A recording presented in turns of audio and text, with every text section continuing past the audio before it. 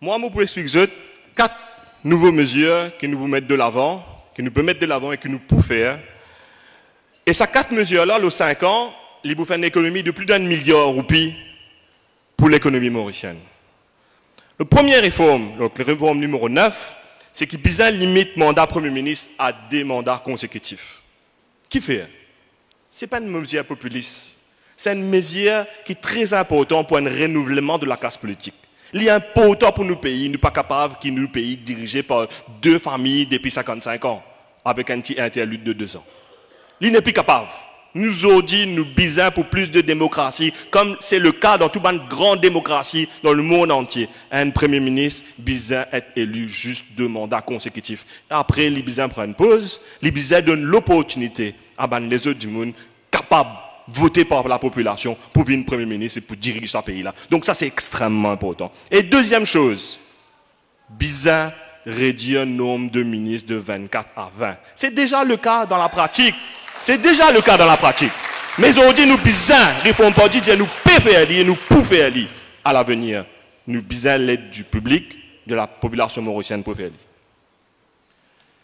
Réforme numéro 10, encore une fois, c'est une mesure qui pourra amener casse dans le poste des contribuables dans l'économie mauricienne. Bisons réduire le salaire ministre, député et Premier ministre pour 50%. C'est important qu'on peut dire à la population mauricienne, vous avez fait des efforts, vous avez payé plus de taxes, une taxe de l'essence encore 74 roupies, tout le monde, vous avez s'insertir. Mais seulement, vous êtes là avec 350 000 roupies à payer pour moi. L'exemple doit venir d'en haut. Et nous pouvons dire, réforme parti pour faire 50%, diminution salaire de base pour tout le ministre, Premier ministre et tout député. L'exemple vient d'en haut, nous bisons faire.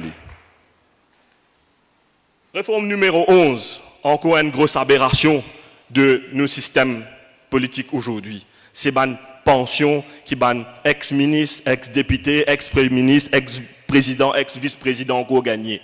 Je travaille pour 2 mandats consécutifs, après je gagne une pension à vie. Bizarre diminuer. Pas capable de soutenir ça bande monde là encore, prend casse les peuples mauriciens, mettre la main dans le coffre de la population mauricienne qui travaille avec eux de la sueur et que eux vivent sur la population mauricienne encore. Et ça, bizarre diminuer, nous pas capables. Continuer avec ça. Notre 12e réforme, c'est bizarre. Encore une autre aberration. Gagne Vipsou, gagne Loto, gagne avis pour ban PM et ban vice-président et ban président.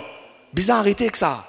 Un dimoun, quand il finit de faire ce devoir pour la population, il finit élu, il arrête de travail pour la population, mais il y a encore un avantage jusqu'à l'IMO.